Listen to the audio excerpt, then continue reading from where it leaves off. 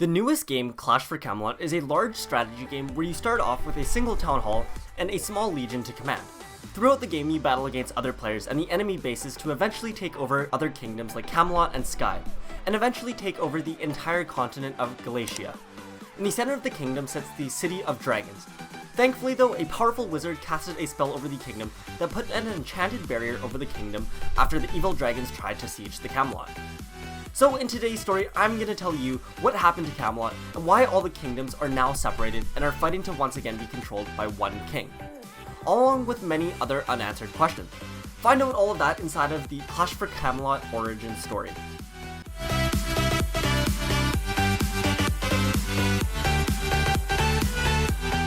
Hundreds of years ago, Clash for Camelot was one peaceful kingdom, all controlled under a powerful yet fair king.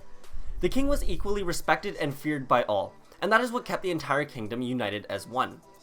As all kings do, he wanted to lead his kingdom to greatness and conquer as much land as possible. He would not stop until all of the land was under his command.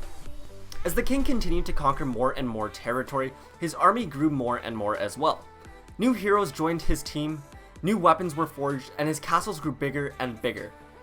His territory kept expanding more and more as well. One day, the king's chief commander came to him and told him that they have nearly seized all of the land in Camelot and Galatia, and that there was nearly nothing left for them to do. The king questioned this. He asked, "What do you mean by nearly nothing is left?" The commander replied by telling the king that there was a small bit of land left in a place called Galatia. However, there was a reason they haven't conquered this land yet, and it is because there is a dormant dragon resting there. Legend has it that the evil Dragon King chose Galatia as its final resting place where it hibernates the days away. The king stroked his beard, and then declared that they shall take over Galatia. He went on to say that Galatia is the last place standing in his way before he can conquer all of Camelot and Galatia, and that no puny dragon will stand in his way. The commander nervously replied, "As you wish, my king," and then went on his way. The commander knew that going to Galatia was a death wish. However, he could not go against the almighty king's order without punishment, as that would essentially be a death wish as well.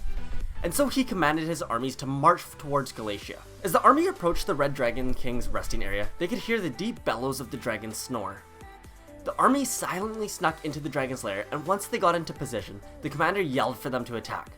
The army charged the dragon. The evil dragon immediately opened its eyes and noticed the threat. The dragon's mouth opened and it spat spewing hot fire at the incoming army.